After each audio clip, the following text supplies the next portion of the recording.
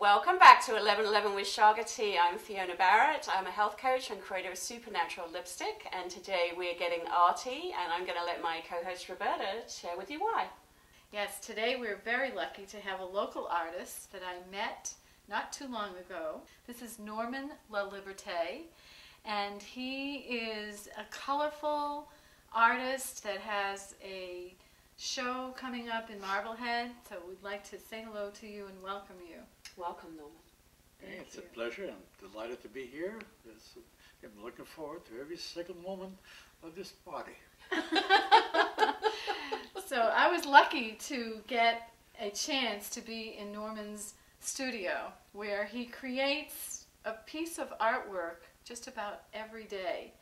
So tell us a little bit how you do that. The magic of doing a work of art is that every single painting, as you do it,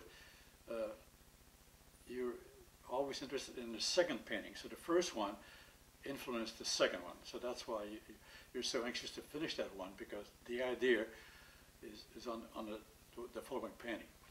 So the more you do, the more ideas you have and the more painting you do. So it's a process. The problem, of course, is that when you do the piece, no matter how small or large it is, you're kind of you're stuck to finish it. You know what I mean?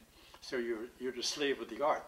You're still ahead for the next proposition. So it's a great process, and it's wonderful.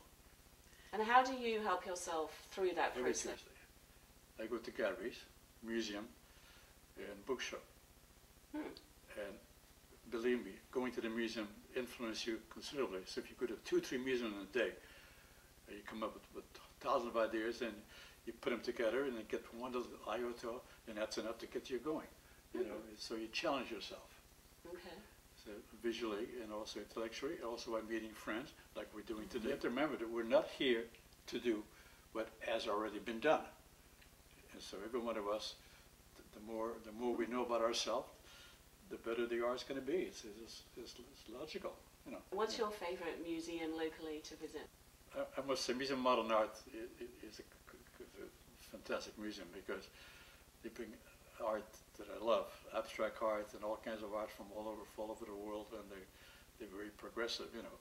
Although I must say that the Peabody Museum in Salem is going to be a second pretty soon. They're building a brand new building.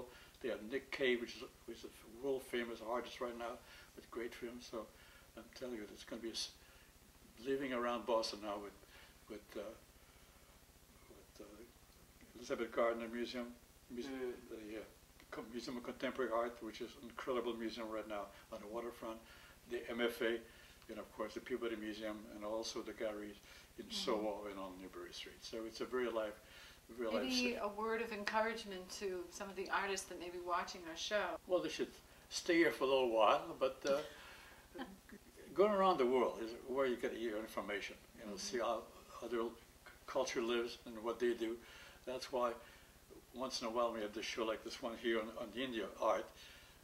These are contemporary artists from 1940 to 2010. So seeing the show, you don't have to go to India, but on the other hand, if you were in India and have the flavor of the people, the food, the way they react, the colors, the sense, that's where you learn a great deal. So sometime once a year, we should take a little trip someplace and replenish ourselves with ideas in different culture. So artists, in a way, have to influence themselves. You know. And art, when really understood, is the province of every human being.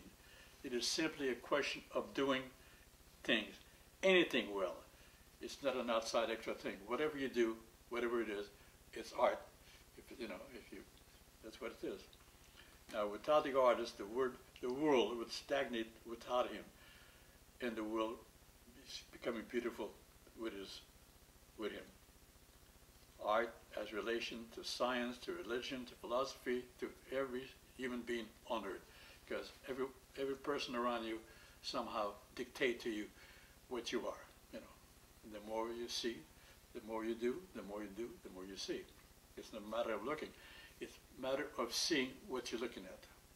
This is one example of the bright colors. We have many more pieces of art that you have that are pastels and just filled with colors. How does that happen?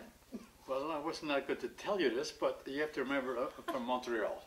Ah, that's Montreal is a very cold city, and every artist in Montreal in those days, every artist that was important in the early days of Canada and Montreal and Quebec, the painters were doing great paintings. Everything was great because gray was, you know, like Monet when he goes to this field, you see cauliflower, but it does cauliflower, you know. And Matisse is the same thing. But so when I started painting, I knew I was not going to use gray, and I never used gray. So there you have. So that's why if there's no gray, you have to use color. You have an event coming up in Marblehead. Let's hear about that. I've been going, of course, to Marblehead Art Association over the years. Every time there's a show, I go there. And eventually they question what I'm doing here. So, well, I'm an artist. They asked me if I'd like to show here. So, of course I'd like to show here. It's a wonderful museum that you have here. You give me the entire museum, I would show. So 18 years later, last year they decided, well, you could have the all museum related by it, so that's what I'm doing.